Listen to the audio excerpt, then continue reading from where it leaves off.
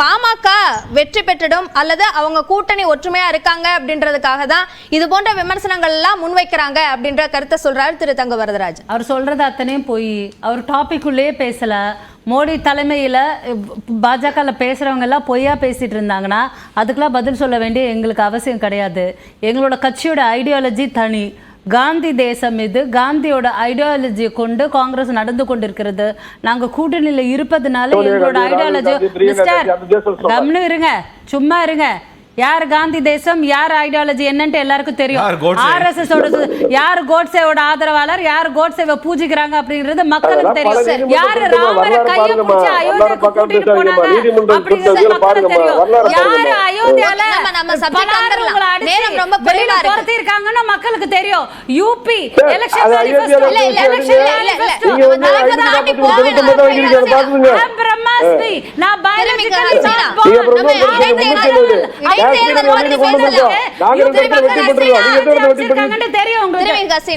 இடைத்தேர்தல் இதுல என்ன விஷயம் தாக்கத்தை ஏற்படுத்தும்? நீங்க இடைத்தேர்தல் என்கிட்ட ஸ்பெசிபிக்கா கேக்குறீங்க.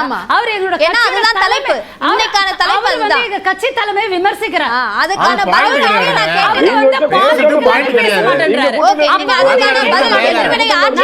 பதில் பேசணுமா? நாங்க யாராவது பேசணுமா? அவர் என்ன பாயிண்ட்க்கே வர மாட்டார்.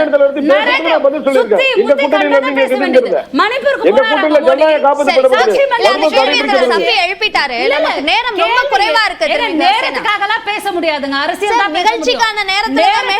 பேச முடியாது. அரசியல் தான் பேச முடியும். மாநில தலைவர் விமர்சிக்கிறதுக்கு இவர் யார்? எங்க உட்கட்சியை பத்தியோ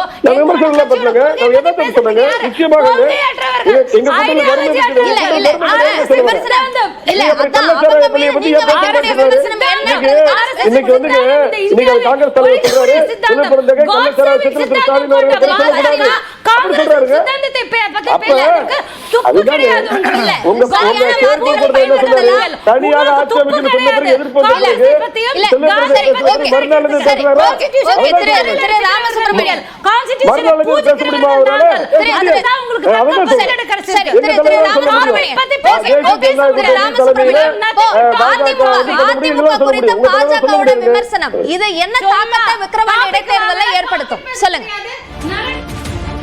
இல்ல அதாவது அதிமுகவினுடைய அவங்க they have taken a conscious decision. நாம இந்த தடவை எலெக்ஷனை நிற்க வேண்டாம் அப்படின்னு அவங்க முடிவெடுத்திருக்காங்க.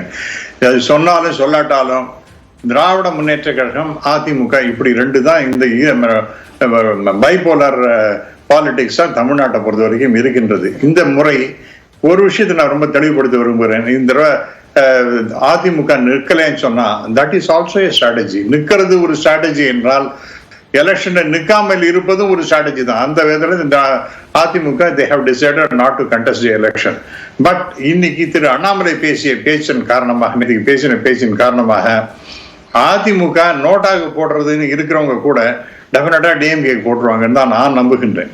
ஏனென்றால் அது எப்படியுமே அதிமுகவோட ஒரு விதமான தொடர்பும் வரக்கூடாது என்பதில் ரொம்ப தெளிவாக இருக்கின்றவர் திரு அண்ணாமலை அவர்கள். அவரால் தான் அந்த கூட்டணியும் வரல, இப்ப இனிமே எதிர்காலத்தையும் வரக்கூடாது என்பதில் ரொம்ப தெளிவாக இருப்பதனால் அதிமுகவுடைய ஓட்டு அது நோட்டாக தான் நார்மலா போகணும். ஆனால் அப்படி போகாது. இந்த தடவை அது திராவிட முன்னேற்ற கழகத்துக்கு தான் போகும் என்று நான் கருதுகிறேன். நாம் தமிழருக்கு போறதுக்கும் வாய்ப்பு இல்லையா? இல்ல அதாவது நாம் தமிழருக்கு கொஞ்சம் போகலாம், அது நான் இல்லைன்னு சொல்ல மாட்டேன். ஆனால் பெரும்பாலான ஓட்டுகள் திமுகவுக்கு தான் போய் சேரும். ஏனென்றால் இந்த மாதிரி பேச்செல்லாம்